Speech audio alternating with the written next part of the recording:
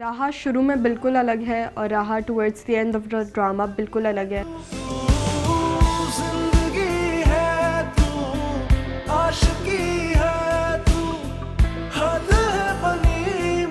ज़ैनब में अरमान का है। उसमें इतनी लेयर्स थी जो मेरे लिए एक ऑब्स्टिकल थी, लेकिन उसको प्ले करने में एज एन एक्टर मुझे ऑब्स्टिकल्स पसंद हैं। जब आपको सोचना पड़े कि ये कैसे अदा करना है आपको कैरेक्टर।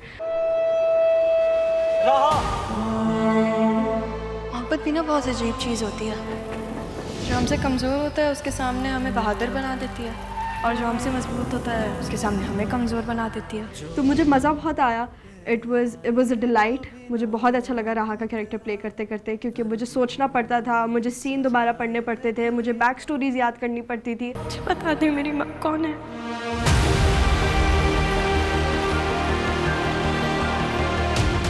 ऐसी कौन सी गलती हो सकती है आप अपनी औलाद से बात भी ना कर पाए।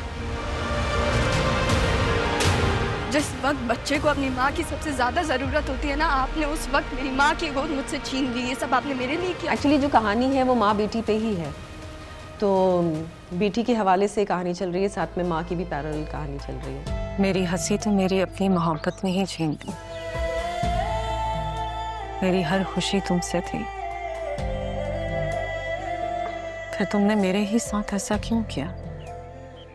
ये तो किसी भी औरत के लिए एक बहुत ही बड़ा इम्तिहान है। ये तो मैंने जब स्क्रिप्ट इसकी पढ़ी, तो जब मैं ये सीन पढ़ रही थी तो उस वक्त हाँ मैं इमोशनल हुई, और मुझे हुआ कि यार ये कैसे एक औरत अपने बच्चे को छोड़कर जा सकती है।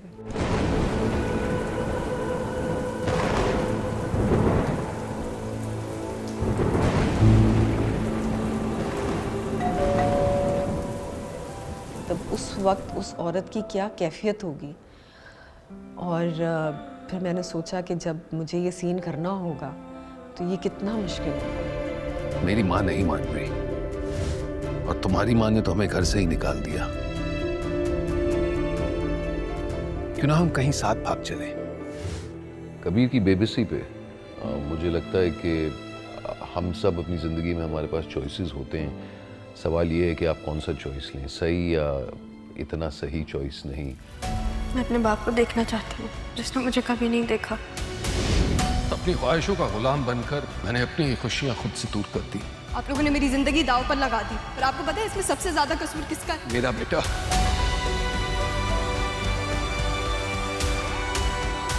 मैं आपसे आपका बाप खिलवाने का हक छीनती हूँ। और कभी कभार जब मैं ये किरदार निभा रहा था या इस कैरेक्टर में I was putting in some breath, तो मुझे लगा कि कबीर के चॉइसेस कभी कभार थोड़े से ऐसे थे which I would not respect as a man.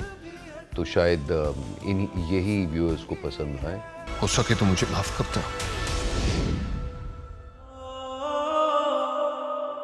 अच्छा, टू बी वेरी ऑनेस्ट, मैं जब भी कोई कैरेक्टर प्ले करती हूँ तो मुझे, अनलेस कोई ऐसा कैरेक्टर है जिसमें हम लैंग्वेज चेंज करें या कोई एक्सेंट हो, लेट्स से कोई पंजाबी कैरेक्टर है या सिंधी है या कोई पश्तो का कैरेक्टर है, तो उस पे आई डू वर्क कि मैं किस तरह से उसको उसका एक्सेंट अडॉप्ट करूँ, मैनरिज्म। ये क्या मालकिन है? इसका जो काम है ये वही करेगी ना, और तुम्हारा जो काम है वो तुम करोगी।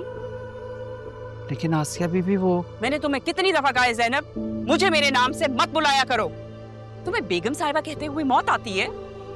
वो कैरेक्टर्स होते हैं जिस पे मैं काम करती हूँ। अदरवाइज कोई कैरेक्टर नेगेटिव है या बहुत लाउड है या बहुत पॉजिटिव है, तो उस पे एज एन आर्टिस्ट मुझे अल्हम्दुलिल्लाह कभी रिसर्च करने की ज़रूरत नहीं पड़ी। वो अल्लाह की तरफ से ही हो जाता है और हम कर लेते हैं। बतूल पार्लर से कॉल आ रही है, जाओ जाके तैयार हो जाओ।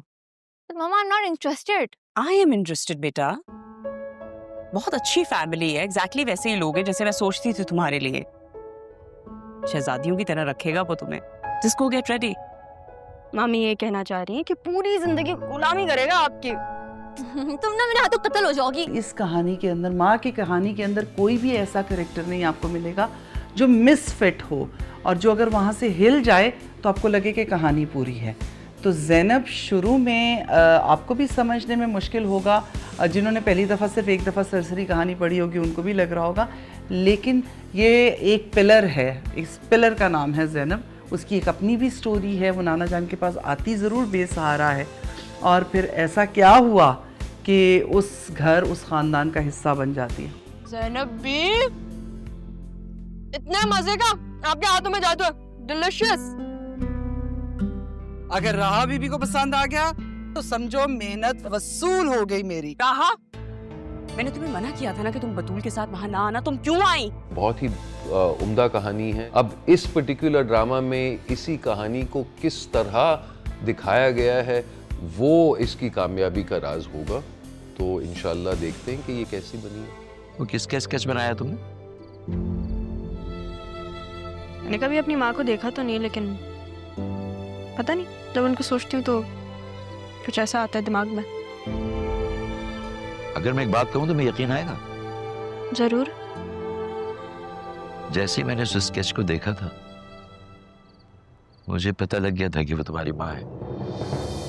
हैं? एक अबैंडन चाइल्ड को तो यही फील होता होगा ना कि ऐसी क्या मजबूरी कि वो अपनी औलाद को छोड़ गई, स्पेशली जब कोई एक्सप्लेनेशन ना मिली हो, उसको सही से बताया ना गया हो, तो फिर वो बच्चा तो यही सोचता रहेगा कि ये क्यों हुआ मेरे साथ, मुझे कितना important part of my life क्यों चला गया मेरे हाथों। तो मुझे ऐसा लगता है कि कभी कभी वो एक उम्मीद भी थी कि कहीं ना कहीं शायद वो मिल जाए मुझे, लेकिन एक नफ़रत की वो भी थी कि अब बस क्या हो सकता है, वो क्यों चली गई मुझे छोड़ के, उनको नहीं जाना चाहिए था, कुछ साल तो बिता लेती मेरे साथ। And I hope I played that well. मेरे पास माँ नहीं थी पूरी जिंदगी। दाना जान के प्यार में सब कुछ था, लेकिन माँ की ममता तो उसके साथ रहने से ही महसूस होती है ना। ना ही आपकी बदनसीबी, ना ही मेरी, शायद किस्मत में यही लिखा था हमारे लिए। मोम की गुड़िया है जालिम ज़माना,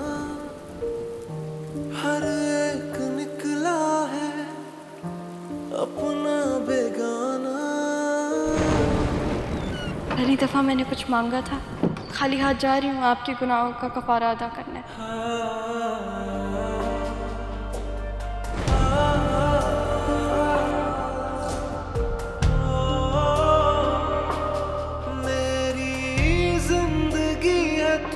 स्टार्टिंग में आई थिंक हमने थोड़ा सा, मतलब प्रोजेक्ट ऐसे होता है कि हम लोग थोड़ा मिड से स्टार्ट करते हैं शूटिंग, और उसके बाद फिर हम लोग फर्स्ट सेकंड एपिसोड्स में आते हैं ताकि आपको एक फ्लो मिल जाए। तो जो हमने मिड से किया था तब मुझे थोड़ी डिफ़िकल्टी हुई थी, क्योंकि वो थोड़ा सा अचानक से एक हाइपर फीलिंग थी। बट जब हमने जैसे जैसे शूट किया वैसे वैसे वो कैरेक्टर मुझे आसान होता गया। मेरे डायरेक्टर ने, मेरी टीम ने और मेरी कास्ट ने बहुत हेल्प की है मुझे। मेरी जो मदर का कैरेक्टर किया नौशीन शाह ने, ऐना ने जो मेरी कज़न बनी है, और ज़रियून जिनके साथ मेरा ट्रैक है। तुम हर वक्त इतना इन्वेस्टिगेशन क्यों करती रहती हो? वैसे भी अभी कुछ कंफर्म नहीं है, जब कंफर्म हो जाएगा तो मैं तुम्हें बता दूंगी, अभी कुछ नहीं बताऊंगी। मुझे तो लगा तुम्हें ज़रियून पसंद है। दर्द भूल सजाए दिल ये पागल मेरा, दिल ये पागल। जब दो लोग एक दूसरे से प्यार करते हैं ना तो पूरी दुनिया चाहती है कि वो कभी ना मिले। जिंदगी में आप कभी भी पलट कर देखेंगी ना तो हमेशा मुझे अपने सामने खड़ा पाएंगे।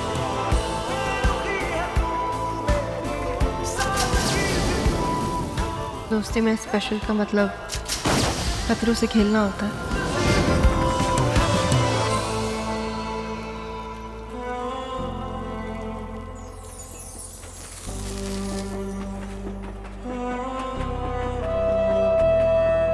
एक्टिंग इज़ नॉट ईजी, बहुत मुश्किल काम है। लोग टीवी पे देख रहे होते हैं, उनको इतना अंदाज़ा नहीं होता कि इसके पीछे कितनी मेहनत होती है, लेकिन ये एक टीम वर्क होता है। मैं अकेली कुछ भी नहीं कर सकती। हमारे कैमरामैन्स होते हैं, हमारे लाइट वाले होते हैं, डायरेक्टर होते हैं, वो सब गाइड कर रहे होते हैं आपको, तो ही आपका एक वो कैरेक्टर बाहर निकल के आता है। तो ऑफ कोर्स मेरे लिए बहुत मुश्किल था। बेशक आप मुझसे बात ना करें, लेकिन मुझे माफ कर दो प्लीज। और जिसे यहाँ छोड़कर गई थी उसका क्या कसूर? उससे भी माफी मांग सकती हो। बट ऑफ कोर्स क्योंकि इतना इमोशनल ड्रामा है तो वो इमोशंस बाहर लाना किसी भी एक्टर के लिए बहुत मुश्किल काम होता है। अब मुझे नहीं पता कि मैंने अच्छा किया है या नहीं किया, ये तो ऑडियंस जब बाद में देखेगी तो फिर ही पता चलेगा। मेरी माँ मेरे सामने थी और मैं उसको माँ नहीं कह सकी। माफ कर दो बेटा।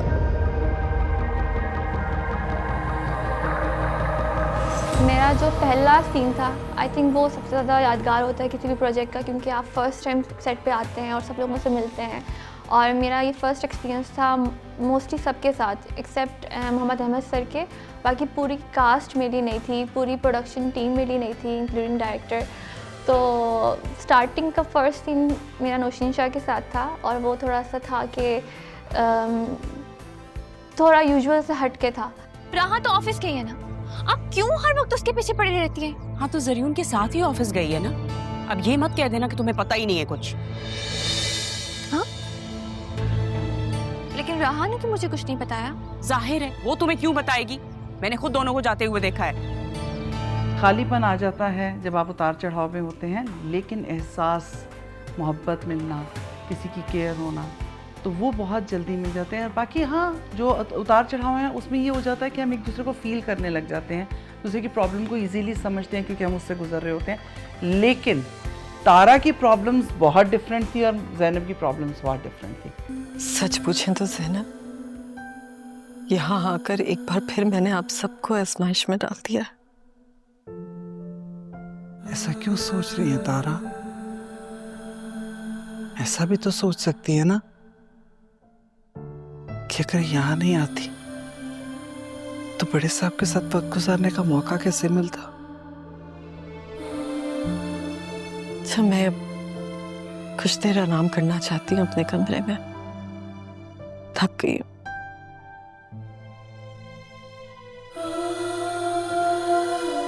मुश्किल तो नहीं था मेरे लिए। This was pleasantly like thoroughly enjoyable. ये character is unlike any other that I have done. ये मेरे दिल के बहुत करीब है और यही है कि ख्वाब तो सबके होते हैं, चाहे वो फिर केयर टेकर का बेटा हो या क्या कह लें आप बिजनेसमैन का बेटा हो। तो ये जो जर्नी उसने जिस तरह तय की अपनी, you know, starting from having absolutely no resources but just passion, वहाँ से लेके फिर जहाँ तक अल्लाह ने उसको पहुँचाया, तो मुश्किलात नहीं थी, इंजॉयबल था मेरे लिए बहुत ज़्यादा। उदासी ना इंसान को कमज़ोर कर देती है। हालात जैसे भी हों हिम्मत नहीं हारनी चाहिए। राहा के सामने खुद को मनवाना सबसे ज़्यादा मुश्किल था। हमारे जो ड्रामे यहाँ पाकिस्तान में बनते हैं उसमें हमेशा कोई ना कोई लेसन दिया जाता है ऑडियंस को। ये लेसन उन लड़कियों के लिए है जो बहुत ही यंग एज में एकदम से अपने डिसीजंस ले लेती हैं और आगे जाके उनको रियलाइज़ होता है कि हमने गलती कर दी। जब किसी इंसान को रिश्तों की अहमियत वक्त से खाए तो उसके लिए वो रिश्ते बहुत ज़रूरी होते हैं। इस माफ़ी के लिए ना बहुत तड़पा हूँ मैं। पूरी ज़िंदगी में आपके लिए तरसी है। माँ को माँ कहने के लिए ज़बान तरसी है।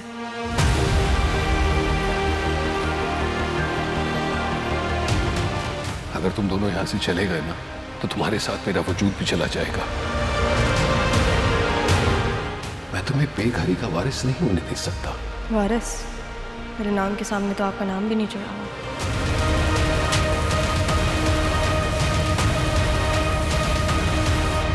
इस पछतावे का क्या फ़ायदा जब मेरी माँ के कीमती सालों में और मेरी बचपन की यादों में आप थे ही। इन ड्रामों से मेरा ख्याल है उन लड़कियों को ये ज़रूर सोचना चाहिए कि अगर वो भी किसी से इन्वॉल्व हो रही हैं तो बस आंखें बंद करके इन्वॉल्व ना हो जाएं, लेकिन थोड़ा सोचें, समझें, टाइम दें उस चीज़ को और फिर डिसाइड करें कि क्या ये मैं सही कर रही हूँ या नहीं कर रही हूँ। तुम मेरे लिए बहुत ख़ास हो बतून, बहुत ख़ास। मेरा फैसला तुम्हारी आंखों से झलकता।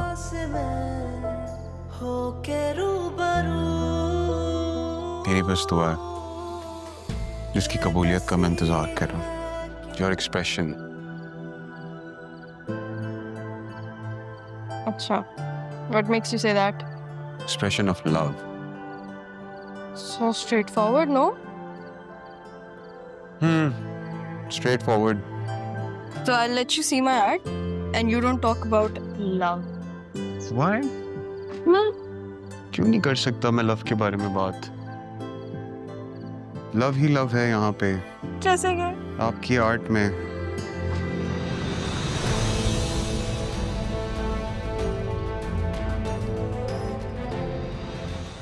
अरमान के कैरेक्टर ने मुझे सिखाया कि पेशेंस और सब्र का कितना बड़ा रोल होता है in terms of getting what you want. आप you can't grab at and go at everything that you want हर वक्त, क्योंकि उसमें फिर बहुत लूप होल्स हो जाते हैं, फाउंडेशन आपकी स्ट्रांग नहीं होती। हमारी ऑफिस की डेजिग्नेशन चेंज हुई है, घर की नहीं, इसलिए घर के जितने भी काम हैं वो सारे करना। जी, बचपन से मैं ही इस घर के काम करता आ रहा हूँ।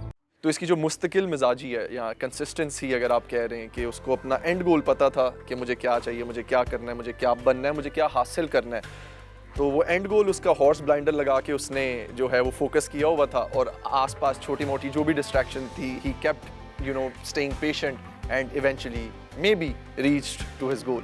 जिस तरह की एक कॉम्प्लेक्स कहानी है और जिस तरह के इसमें कैरेक्टर्स हैं, वो ऑब्वियसली लोगों को एक्साइट करेंगे, लोग इस पे डेफिनेटली सोचेंगे। कहते हैं कि औलाद की औलाद ज्यादा प्यारी होती है। बिल्कुल सच कहते हैं, तुम दोनों मुझे बहुत प्यारी हो। हाँ, लेकिन आप ज्यादा प्यार तो मुझसे करते हैं ना। मुझसे ज्यादा प्यार करते हैं। तुम, मेरे ख्याल से तुम्हें रियलाइज नहीं होता तुम मेरे लिए क्या हो। ये बहन हो लेकिन मेरी बेस्ट फ्रेंड भी हो। तुम्हें कितनी दफा कहा है मैंने, तुम्हारा और बतूल का कोई लेवल नहीं है, मेरा बस नहीं चलता, वरना तुम्हारे जैसी लड़की को मैं यहाँ रुकने ना दूँ। तो अच्छी बात है ना कि आपका बस चलता ही नहीं है। हर घर में एक सर्टन तरह के लोग होते हैं जो एक सर्टन तरह की अप्रोच रखते हैं। माँ के हमारा ये जो प्रोजेक्ट है, इसमें जैसे सुनीता का कैरेक्टर है, that character has a lot of shades. अपनी नादानी की बहुत बड़ी सजा काटी है मैंने। और जिसे यहाँ छोड़कर गई थी, उसका क्या कसूर? उससे भी माफी मांग सकती हूँ। ऐना ने जो कैरेक्टर किया है, या जो ऑल द बॉयज, वालिद का जो कैरेक्टर है, या जो मेरे हस्बैंड का कैरेक्टर है, वो बहुत पॉजिटिव। एक पॉजिटिव इंसान जब एक नेगेटिव पार्टनर के साथ होता है तो उसको किस तरह के चैलेंजेस का सामना करना पड़ता है, उससे भी बहुत सारे लोग रिलेट करेंगे। एक माँ जब अपनी औलाद से दूर हो जाती है और वो उसकी वजूहात जो हैं वो भी बड़ी डिफरेंट तरह की हो, तो ऑब्वियसली हर कैरेक्टर से कहीं ना कहीं इंसान रिलेट करता है, और डेफिनेटली लोग करेंगे। अरमान और राहा का एक ट्रेन सीक्वेंस है जो हमने रात को 2-2:30 बजे जाके हमने रोल किया था, और it was like a street theatre, क्योंकि लोग जमा हो गए थे आधी रात को ट्रेन की पटरी पे। हमने ऑब्वियसली सिक्योरिटी थी, हमारी टीम भी खड़ी हुई थी, बट यहाँ कोई 100 बंदा था, यहाँ कोई 100 बंदा था, and we had to do that scene. तो वो ऐसा था, एक लाइव थिएटर चल रहा है रात के 2-2:30 बजे। तो ये एक मेरे लिए बड़ा खूबसूरत एक्सपीरियंस था, मुनफरिद।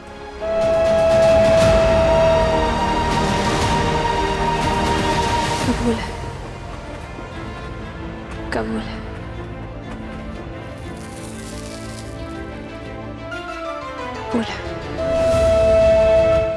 मुझे लगता है पहला सीन हर कैरेक्टर के साथ या इवन सेट पे भी थोड़ा सा यादगार होता है और डिफ़िकल्ट भी होता है अपनी जगह पे। उनका जब पहला दिन था, उस टाइम तक मैं ऑलरेडी काफ़ी सीन्स करा चुकी थी, मेरे काफ़ी डेज हो चुके थे, बस उनका पहला दिन था। और मेरे माइंड में एक परसेप्शन था उनके बारे में, ऑब्वियसली बिकॉज वो सीनियर एक्टर हैं, बहुत टाइम से काम कर रहे हैं और मैंने उनको बहुत देखा है टीवी पे।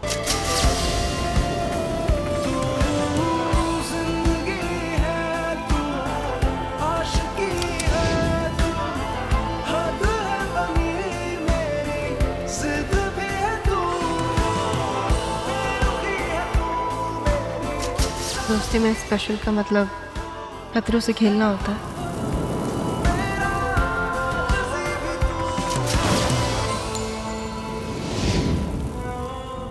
पहला सीन बहुत अच्छा रहा और उसके बाद फिर आहिस्ता आहिस्ता हमने और उसको ग्रिप किया और एक दूसरे के साथ मतलब कम्युनिकेट किया कि हम किस तरह से कर सकते हैं, और विद टाइम हमने बहुत अच्छे तरीके से कैरेक्टर्स को समझा और डिस्कशन के साथ लेकर चले। तो जब मेरी ज़िंदगी में कोई लाइफ पार्टनर आएगा, मैं उससे कहूँगी कि वो मेरे साथ साथ इन कज़न, इन बेस्ट फ्रेंड को भी एक्सेप्ट करे।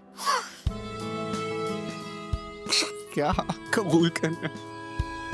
सिर्फ माँ की कमी नहीं है राहा के पास, उसके फादर भी नहीं है। एक दोनों पेरेंटल फिगर्स नहीं हैं जो कि ऑब्वियसली दोनों एक दूसरे को रिप्लेस नहीं कर सकते। तुम्हारा ये गलीज वजूद इस घर में मैं सिर्फ और सिर्फ पापा और अपने हस्बैंड की वजह से बर्दाश्त कर रही हूँ, वरना कब तक तुम्हें यहाँ से उठा के बाहर फेंकती। जो कुछ ये लोग तुम्हें बताते हैं ना, वो सब का सब झूठ है। तो जब वो माँ से मिलती भी है तब भी उसके दिल में यही सवाल होता है कि सही है माँ तो है, पर बाप वो कहाँ है। तो मुझे ऐसा लगता है कि अगर माँ होती भी राहा की ज़िंदगी में तो बाप की कमी भी महसूस होती है उसे, क्योंकि उसे शुरू से होती है। कितनी बदकिस्मत हूँ ना मैं, माँ रही नहीं और बाप को देखा नहीं। मुझे तो लगता है कि माँ को ना मरने का भी हक नहीं होना चाहिए। मैं तो कभी पलट कर वापस आना भी नहीं चाहती थी, मगर औलाद की चाह ने मुझे लौटने पर मजबूर कर दिया। एक अच्छी माँ किसी और के रहमो करम पे अपने बच्चे को छोड़ के नहीं जाती है। ऐसे तो मत कहो बेटा। बेटा मत कहे ना मुझे। मुझे नहीं मालूम था कि जिंदगी तुम्हारे साथ ऐसा सलूक करेगी। देखिए होता ये है कि जिस वक्त आप सीन में होते हैं, एज एन एक्टर आपका काम है कि आपने जिस वक्त सीन में जाना है तो आपने उस कैरेक्टर में आना है, और जैसे ही सीन कट होता है आपने वापस अपनी ज़िंदगी में भी आना है। तो ये ऑन एंड ऑफ का जो स्विच होता है ये बहुत ज़रूरी होता है हर एक्टर के लिए। तुम तारा की बेटी और तारा मेरी बेटी। तब वो मर गई। बेबसी है क्यों, बेरुखी है क्यों, दुख ड्यूरिंग द सीन जब हम सीन कर रहे होते हैं तो वो जज्बातीपन आप अपनी एक्टिंग में लेकर आते हैं, वही आपकी स्किल है। तो मैं ये तो नहीं कहूँगी कि मैं पर्सनली जज्बाती हो गई थी, लेकिन ऑफ कोर्स सीन इस तरह का था कि जज्बाती होना बनता था, तो हाँ मैं हुई थी। अब क्यों आई आप मेरे पास मेरी माँ बन के मुझे बातें सुनाने? नहीं सुनना मुझे कुछ भी। ऐसे तो मत कहो बेटा। बेटा मत कहे ना मुझे। मज़ा तो मुझे नहीं पता, बट आज से कि जब ये बहुत ज़्यादा वायलेंट हो जाती थी, बहुत ज़्यादा जो मारना, हाथ उठाना, मुझे लगता है वो बहुत एक इट्स जस्ट टू मच। तो मैं जब भी कोई मेरा ऐसा सीन होता था जिस पे मुझे अपना हाथ एक हाथ उठाना पड़ता था, तो वो मुझे बॉदर करता था। तुम्हारी हिम्मत कैसे हुई है मेरी बेटी पे हाथ उठाने की? कि ये क्यों कर रही है। And then there was a scene I remember with my husband जहाँ पे ही हिट्स हर, यानी मेरे कैरेक्टर आसिया के कैरेक्टर पे वो हाथ उठाते हैं, she fails on the floor, और वो बड़ा मुझे that was very that was hard. I'd say one of my favorite scenes. बहन है मेरी, वो आसिया तो अकलौती है, तो उसको रिश्तों का क्या पता। बहनों की तरह है बहन। अब अगर 20 साल के बाद हमें ये इंकशाफ हो कि आपकी एक बहन है, और आपने कितने राज छुपाए हुए हैं दामाद साहब। किसी की जो फीलिंग है ना, उसको आप मिमिक्री नहीं कर सकते हैं। हम जो काम कर रहे हैं हम उसमें इन्वॉल्व होते हैं, वो कहानी हमारी बनती है, और उसके बाद हम उसको आप लोगों के सामने एग्जीक्यूट करके वो चीज़ बन कर आती है। आपने जो करना है करे, do whatever pleases you, but not when it comes to my daughter. तुम इस मामले से दूर रहो तो तुम्हारे लिए बेहतर होगा। तारा का बच्ची को लेकर आना, बारिश में खड़े होना, वो बहुत अजीब सा, और अगर उसको आप जोड़ सकें तो वो कहीं बारिश आसमान से तो जो गिर रही थी, ऐसे लगता था जैसे आसमान भी रो रहा है उस वक्त। एक माँ की कंडीशन, दूसरी माँ खड़ी है वहाँ पर, और एक बाप है पीछे बिहाइंड द सीन, तो बहुत टची सीन है वो। तारा, ज़ैनब। और जब वो आप देखेंगे तो उसका मतलब आपको समझ में आएगा। इससे हर इंसान ने जो उस कहानी में उस टाइम उस सीन में मौजूद था, उसने भी अपने तौर पे उसको परसीव किया है, और उस घर के जुड़े हुए लोगों ने भी अपने तौर पे परसीव किया। और मैं यकीन जाने, मुझे पूरा यकीन है कि आप लोग भी अपने अपने तौर पे परसीव करेंगे, लेकिन ये वो जो बारिश है ना, वो सबके दिलों पे गिरेगी।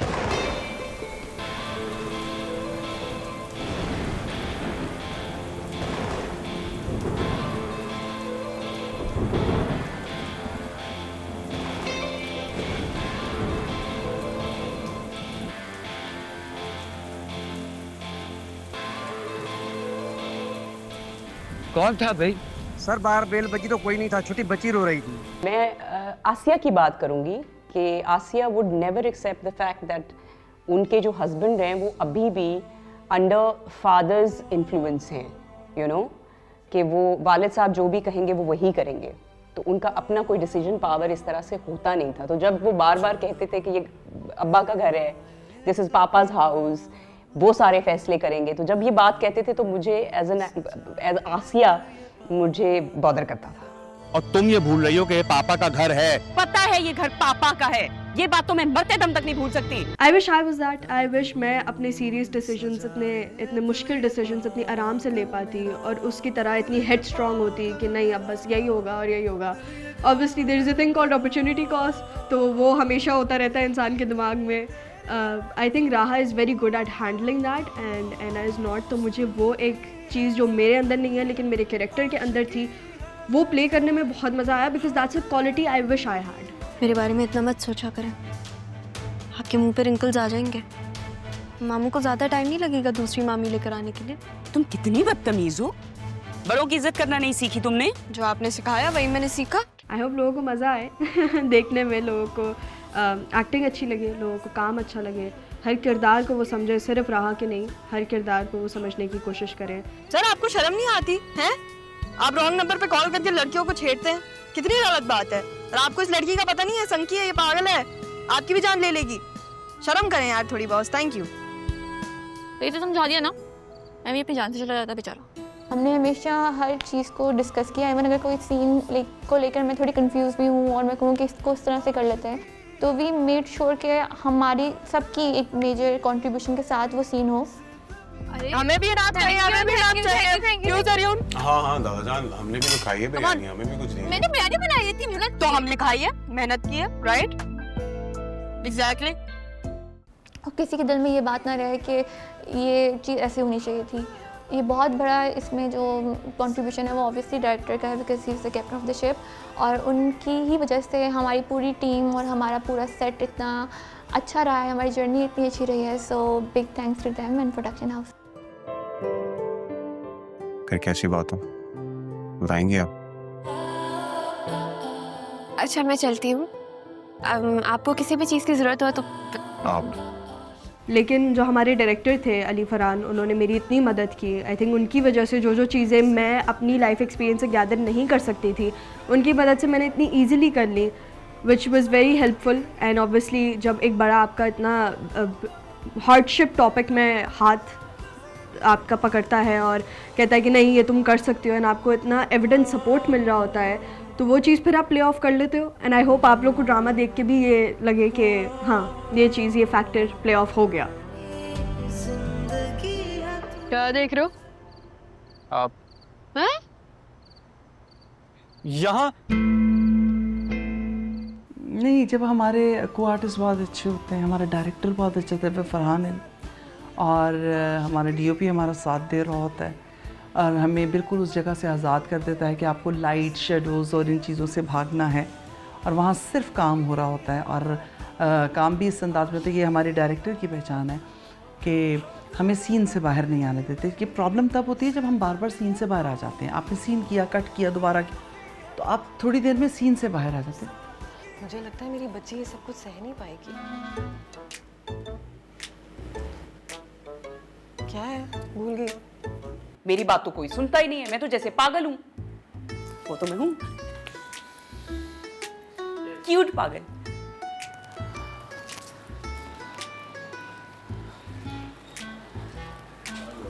आपका अपनी माँ के साथ कैसा रिश्ता है? आप इसको अगर आपको चंद अल्फाज में बयान करना पड़े। Best friends, definitely. अगर चंद अल्फाज में बयान करना, यार अम्मी यहाँ बैठी हुई हैं, आप मुंह पे तारीफ नहीं होती। अम्मी कान बंद कर लें। तो वो उस ट्रांस से हमें निकलने नहीं देते थे, और फ़ौरन दोबारा से हम रीटेक कर रहे हैं या दूसरे सीन की तरफ जा रहे हैं, तो ये बहुत ज़रूरी है। बाकी माँ और बेटे की केमिस्ट्री ज़रूर बन जाती है, और हर माँ बेटे की होती है, लेकिन अगर मैं ज़ैनब और अरमान की बात करूं तो वो एक दूसरे के साथ ही थे। एक बात कहूं? अपने खानदान के बारे में पूछना था आपसे।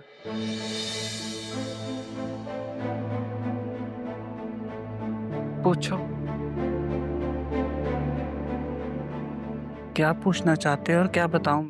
लोग देखेंगे, लोग इससे रिलेट करेंगे, इसको अप्रिशिएट करेंगे, इसकी क्रिएटिविटी को, एक्टिंग पार्ट्स को, जिस तरह से हमने सारे कैरेक्टर्स को पोर्ट्रे किया है। मिसेस जाफर को जानते हो ना, वो कितनी रिच है। उनके बेटे को हमारी बेटी को पसंद करना चाहिए था, बट नहीं, उन्होंने इस लावारिस को पसंद कर लिया। एक मिनट, वो लावारिस नहीं है, मैं हूँ उसका वारिस। मामू आप इन्हें समझा लें, सही है, ये बहुत बदतमीजी करते हैं। परसों इन्होंने आइसक्रीम खाई है, कल आपने मिठाई खाई थी और फिर शाम में आपने कॉफी भी पी थी विद शुगर। तौबा तौबा तौबा, कैसे निगाहें टिका कर बैठी रहती है राह आप पर। टिका के बैठी होती है राह तुम्हें, ठीक है यहाँ से। That I am 100% sure, because हमने बहुत ज़्यादा मेहनत की है, और जब आप किसी काम में मेहनत से दिल लगा के किसी भी चीज़ को करते हैं तो ऑब्वियसली वो एफर्ट सामने वाले को नज़र आते हैं। इस तरह की लड़कियों का बहुत कोई अच्छी ख़ानदानी फैमिली का रिश्ता आना तो मुमकिन नहीं है। अब जो रिश्ता है वो अच्छा है, इसलिए मैं चाहती हूँ उसकी शादी हो जाए, दैट्स इट। नहीं, सही बात है। अहमद साहब जब वो कैरेक्टर प्ले करते हैं कोई, तो मेरा तो दिल वही होता है कि हाँ भाई अब तो केमिस्ट्री आएगी, अब तो दोस्ती होगी, क्योंकि एक्टर्स की इतनी अच्छी दोस्तियाँ हैं, एब्सोल्युटली अडोर है। लेकिन अगर हम नाना जान और राहा के रिश्ते की बात करें तो अगर वहाँ से जो मैंने इंस्पिरेशन ली है वो मैंने अपनी अम्मी और मेरे रिश्ते से लिया है, क्योंकि मैं उनके साथ बहुत क्लोज हूँ। मैं क्या करके आऊंगी, मामी का खून जला के आ रही हूँ। अरे क्यों परेशान करती है उस बेचारी को? बेचारी और मैं तंग करती हूँ? मुझे तो ऐसा लगता है जब से मैं पैदा हुई हूँ ना वो परमानेंटली तंग हो गई हैं। और ऑब्वियसली इस तरह इस प्रोजेक्ट में बहुत सारी ऐसी मोमेंट्स हैं जिससे लोग ज़रूर इससे इरिटेट होंगे, इसको नफरत भी करेंगे कि ये कैसी औरत है, यू नो कि इसकी अपनी एक बेटी है, जवान बेटी है, लेकिन फिर भी ये दूसरी बच्ची जो इसी की बेटी की उम्र की है, बेटियों जैसी है, ये उसको इतना नेगेटिवली ट्रीट करती है। तुम्हें कितनी दफ़ा कहा है मैंने, तुम्हारा और बतूल का कोई लेवल नहीं है। अपने इन-लॉज में बहुत सारे लोग हैं जिनको ये रिस्पेक्ट नहीं करती, और बहुत Asiya actually is very very basically Asiya बहुत सारी चीज़ों में बुरी नहीं है, she is not a bad person.